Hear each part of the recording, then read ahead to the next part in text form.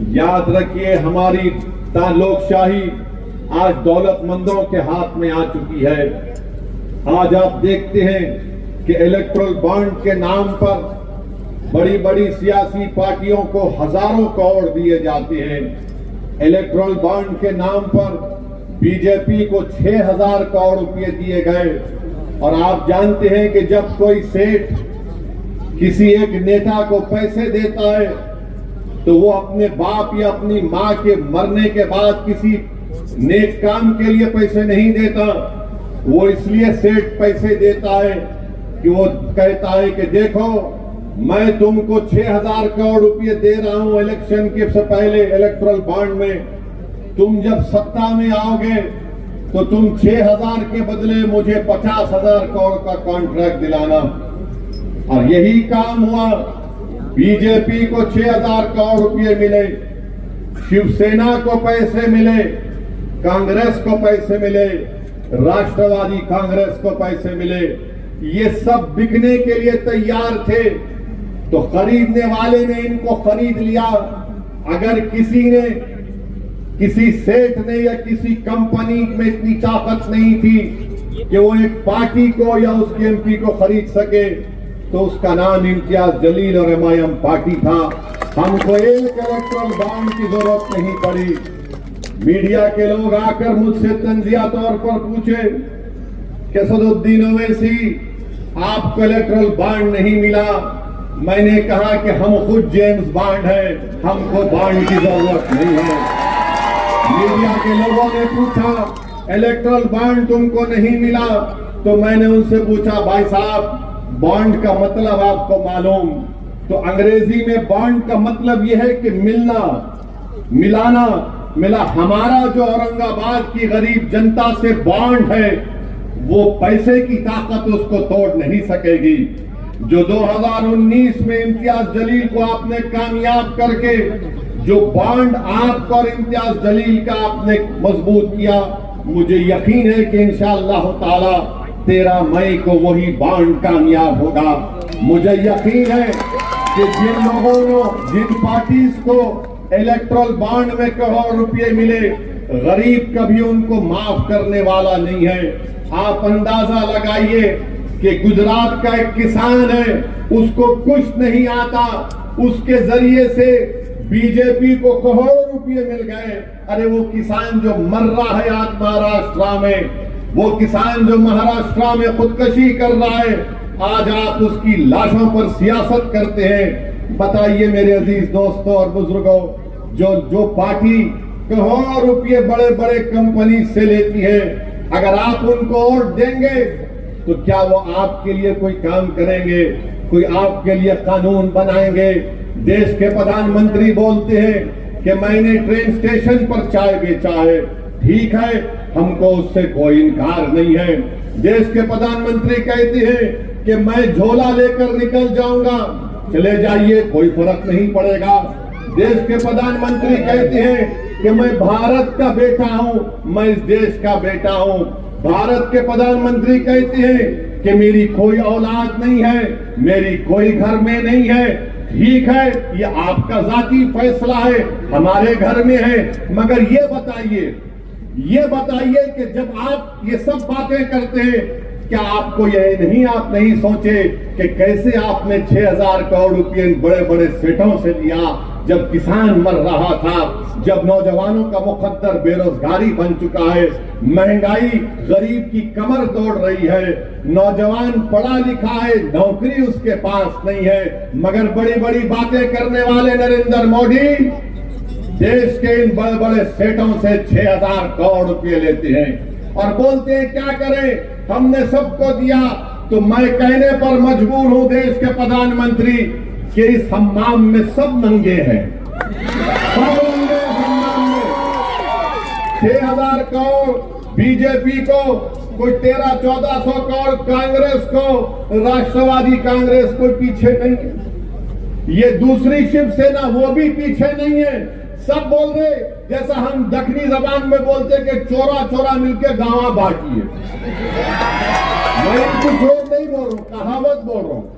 कहावत है, चोर हम ही है, ये क्या है भाई, ये तो बड़े आदमी है।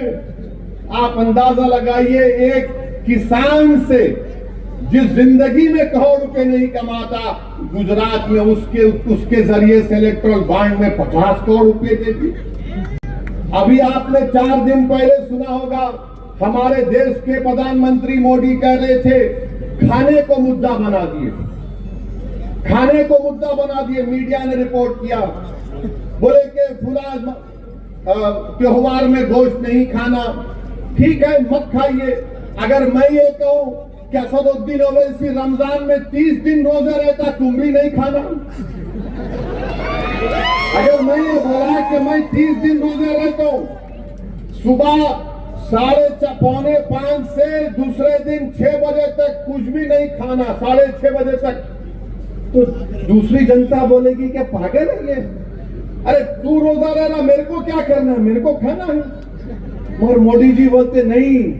अब हम मोदी जी से पूछना चाह रहे हैं, चलिए आपने गोश्त की बात की, तो एक अलाना कंपनी है, एक्सपोर्ट कंपनी बीफ की, उन्होंने इनको 5 करोड़ रुपए दिए। मोदी जी की पार्टी को 5 करोड़ रुपए दिए, और शिवसेना को भी कुछ शायद 50 कुछ नंबर है या उनको भी दिए। अब जब शिवसेना पावर में थी बीजेपी के साथ, ये बात मैं हमारे कुरैशी भाइयों के लिए कह रहा हूं, हमारे कुरैशी भाइयों के लिए कह रहा हूं, तो मोदी जी बोलते हैं कि 5 करोड़ मैं ले सकता हूं गोश्त की कंपनी से, तू दुकान नहीं खोलना। मेरे जेब में 5 करोड़ आएंगे, तेरे जेब में 50 रुपए नहीं आना चाहिए। बताओ मोदी जी, ये सबका साथ, सबका विकास, सबका विश्वास है। ये सियासत चल रही है महाराष्ट्र में, पूरे देश में गरीबों को लूटा जा रहा है गरीबी का नाम लेकर। मैं आपसे वादा कर रहा हूं कि ये काम एमआईएम पार्टी कर रही है।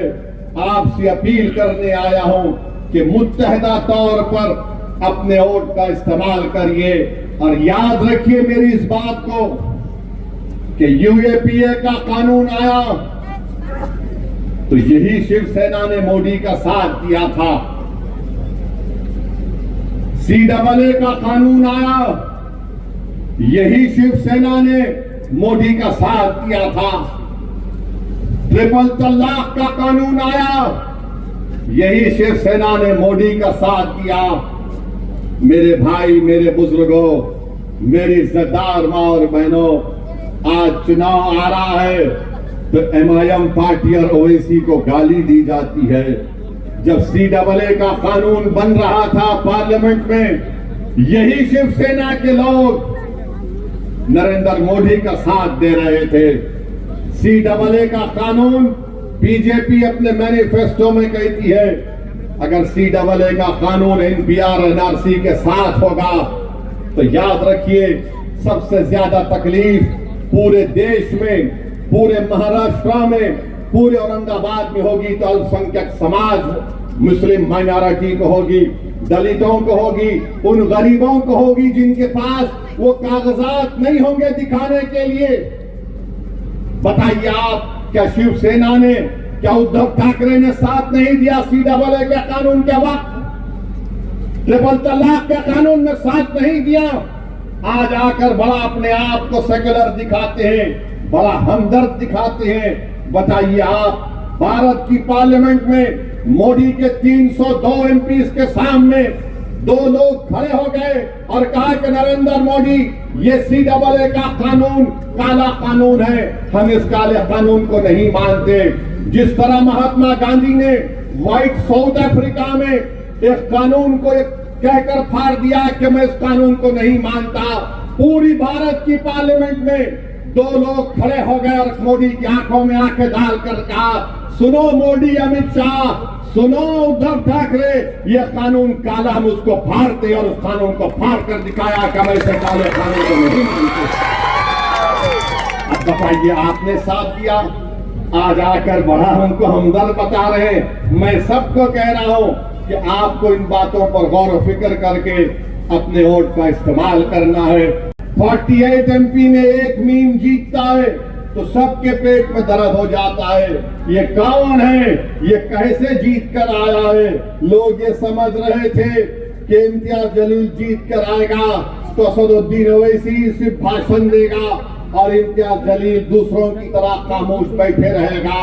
मैंने इम्तियाज साहब से पहले ही कहा था, पहले दिन से मैंने कहा इम्तियाज साहब शुरू कर दो बैटिंग, आपको रुकना नहीं है।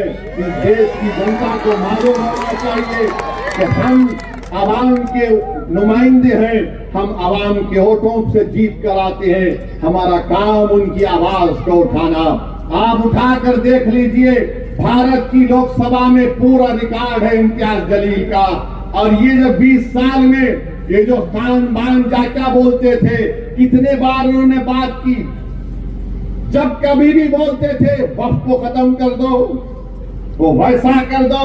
इनके अखबार में लिखा जाता था कि असदुद्दीन ओवैसी का वोटिंग राइट छीन लिया जाए। आज बड़ी हमदर्दी की बातें कर रहे। क्या यही उद्धव ठाकरे ने महाराष्ट्र की विधानसभा में खड़े होकर क्या कहा था बाबरी मस्जिद के बारे में? ये आपके सामने है।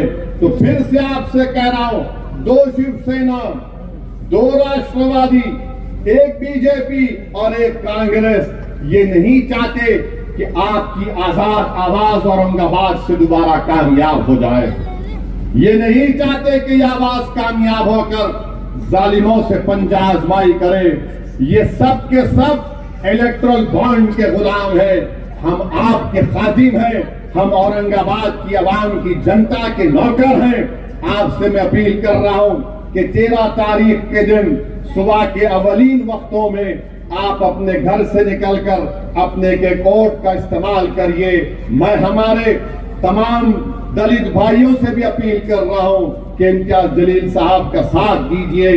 आप पूरे एतमाद के साथ 13 मई के दिन निकलकर इम्तियाज जलील साहब का साथ दीजिए। और हमने अमरावती में यह फैसला किया कि जनाब आनंद अंबेडकर साहब की हम तायीद कर रहे हैं। मैं अमरावती के तमाम जिम्मेदारों से, वहां के बुजुर्गों से अपील कर रहा हूं कि आनंद अंबेडकर साहब की आप सपोर्ट करें, उनको वोट दें ताकि वो वहां पर बीजेपी के एमपी को शिकस्त देकर आनंद अंबेडकर साहब को भी वो मेंबर ऑफ पार्लियामेंट बनाकर अमरावती से भिजाएं। ये एमआईएम पार्टी ने फैसला किया है। तो मेरे अजीज दोस्तों और बुजुर्गों, मेरी आप तमाम से अपील है कि एमआईएम पार्टी आपकी आवाज है। आज आप देख रहे हैं कि कोई आइडियोलॉजी नहीं, सब कभी इधर थे तो कभी उधर जा रहे, कभी इधर जा रहे तो इधर जा रहे। ऐसा दिख रहा है कि सुबह में घर से सफेद शर्ट पैंट पहनकर निकलते हैं, दोपहर में खाकी शर्ट पैंट पहन लेते हैं और शाम होने तक लाल रंग का कपड़ा पहन लेते हैं। ये आइडियोलॉजी अब कोई बाकी नहीं रही।